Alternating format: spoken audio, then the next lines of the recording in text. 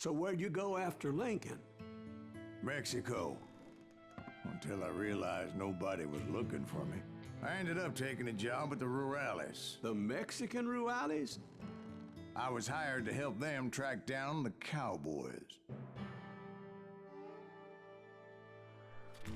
The most vicious outlaw gang in Cochise County?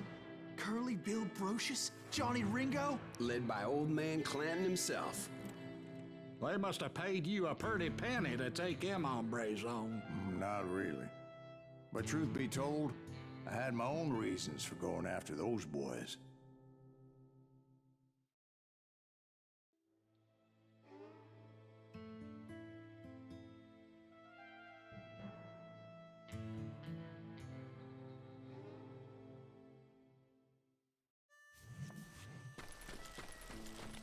So was the bastard you were after now riding with the Cowboys?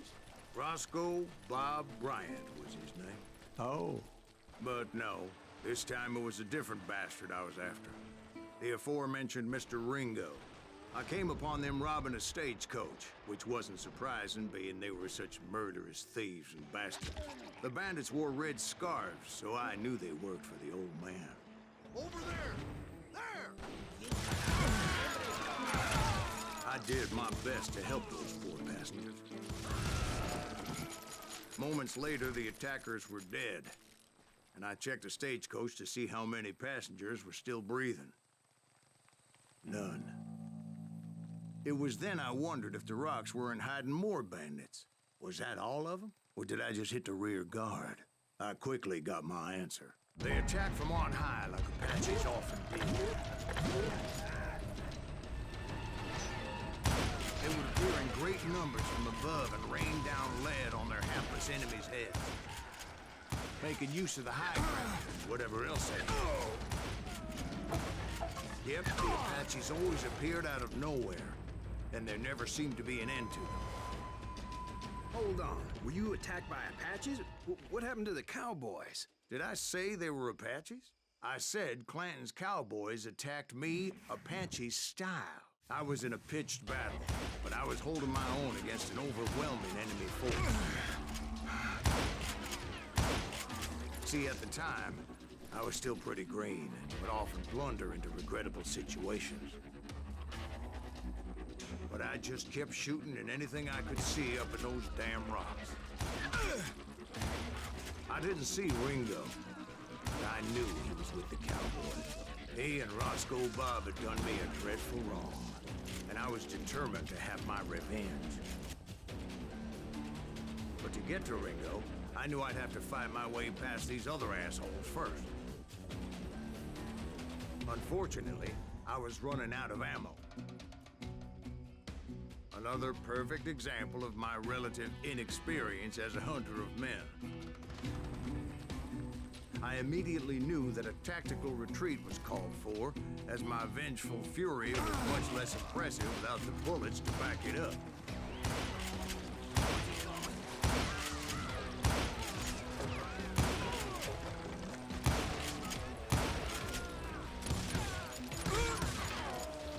Finally, they managed to corner me. Trapped as I was, the odds of my survival seemed pretty slim.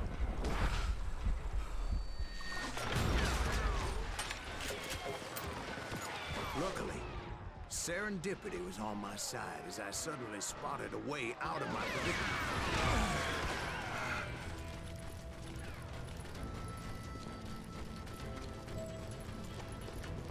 I ran ahead as if the devil himself was after me. Bullets were whizzing by my ears, but I wasn't about to roll over and die. I just kept running like there was no tomorrow. Because there wouldn't be if Clanton and his men caught up with me. As I was scurrying around those caves, I thought, what was I thinking? Going up against a gang like this?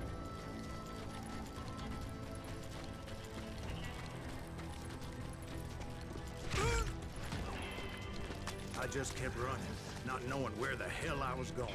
And that's when something miraculous happened. Like manna from heaven. I found the desiccated remains of what looked like an Apache warrior. The old weapon next to him supplied me with some much-needed ammunition.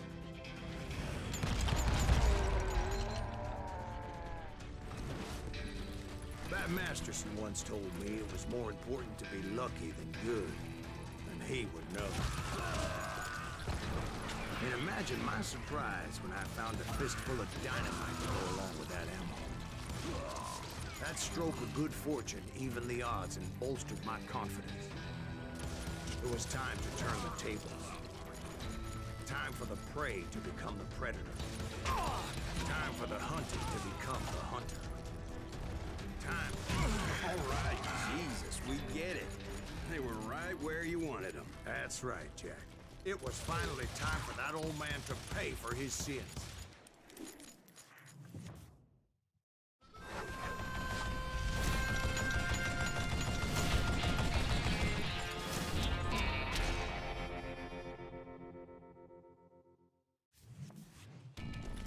I yelled out at the top of my lungs, "Clanton, I'm coming for you!"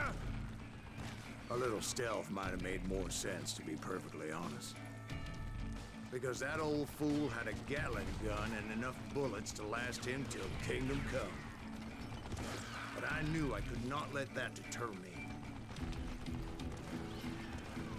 Not if I was to find and kill Ringo. I needed to get that old man off that gun.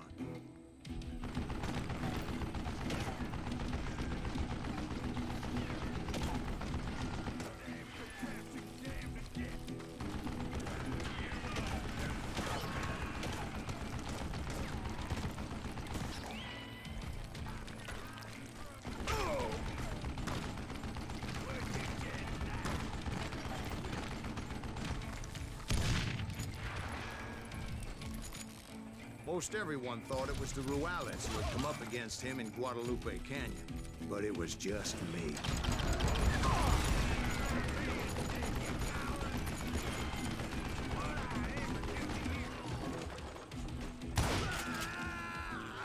Apparently, one of the cowboys made it out of there alive and told Ike and Billy Clanton that it wasn't a Mexican who took their father's life that day. They just assumed it was one of the Earps. And that little misunderstanding eventually led to that legendary gunfight at the OK Corral.